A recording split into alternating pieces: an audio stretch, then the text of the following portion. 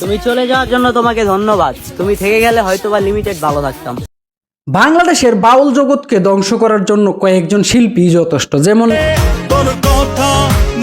এলা একজন, হ্যাঁ, এলো হলো গিমা সরকার নাকি সীমা সরকার আমি জানি না কিন্তু ওনাদের মতো ব্যক্তি যারা আছে বাংলাদেশে বর্তমানে শিল্পী যারা আছে, তাদের মতো যদি দুই একটা শিল্পী থাকে তাহলে এই মানে তারাই যথেষ্ট বাংলাদেশের বাউল শিল্প বাউল সংস্কৃতিকে ধ্বংস করার জন্য।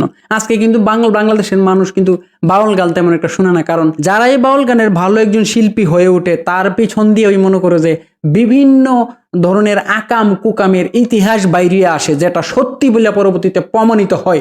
তাদেরকে আসলে দাওয়াতরা দেয় কে, মানে যারা দাওয়াত দেয় তারা কি আদৌ কি ভালো মানুষ কিনা প্রশ্ন ওঠে। হ্যাঁ, আচ্ছা যাক, তাদেরকে যারা দাওয়াত দেয় হয়তো তারা সেম চরিত্রের মানুষ বলেই তারা দাওয়াত দেয়। সে যখন ছোটবেলায় গান গাইতো তখনই আমি তার হাব ভাব ভঙ্গি দেখে আমি তখনই একটা ইতিহাস বলে দিয়েছিলাম আমার বন্ধু বান্ধবের সাথে, যে দেখিস ভবিষ্যতে সে সীমা সরকার থেকে গিমা সরকার হয়ে উঠবে। বাসাটা আপনারা বানিয়ে নিয়েন। আচ্ছা যাক, এই ধরনের যে শিল্পীগুলা আসলে তাদের কি বাউল সমিতি দেখে না? তাদেরকে আসলে কিভাবে এই বাউল সংস্কৃতির সাথে তারা জড়িয়ে রাখছে, এটা আমার মাইন্ডে কাজ করে না, এটা আমার মাথায় কাজ করে।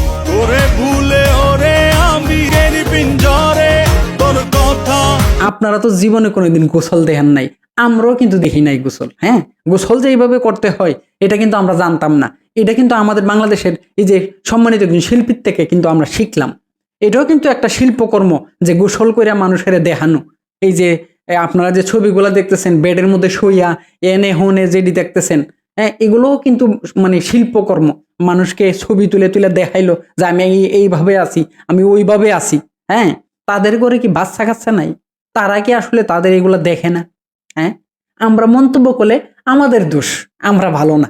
আচ্ছা যাক ভাই, আমরা ভালো না, তোরা ভালো, তোরা অনেক ভালো, তোমরা ভালো থাকো, ভালো মানুষের রাখো, তারপরে তোমরা ভালো থাকো। এইভাবে যদি তোমরা হচ্ছে আমার জীবনে যদি কোনো আমি কোনো প্রোগ্রামে বা কোনো ইয়েতে সীমা সরকারকে আমি দেখি, ওনাকে আমি অবশ্যই জিজ্ঞাসা করবো যে উনি কেন এই ধরনের মানে সংস্কৃতি লালন করছে, কার থেকে এই ধরনের শিক্ষা পাইছে, আসলে সে কি আদৌ কি শিল্পী জগতের মানুষ নাকি মানে কোনো অমানুষ থেকে শিল্পী হয়েছে। এই ধরনের শিল্পীরে কি করা যায়, কি এই ধরনের শিল্পীদের আসলে কি বলা যায়, আপনারা কমেন্টে একটু বলে যাবেন। হ্যাঁ, আপনারা যদি আমার ভিডিওগুলো ভালো লাগে লাইক কমেন্ট শেয়ার করে আমার পাশে থাকবেন।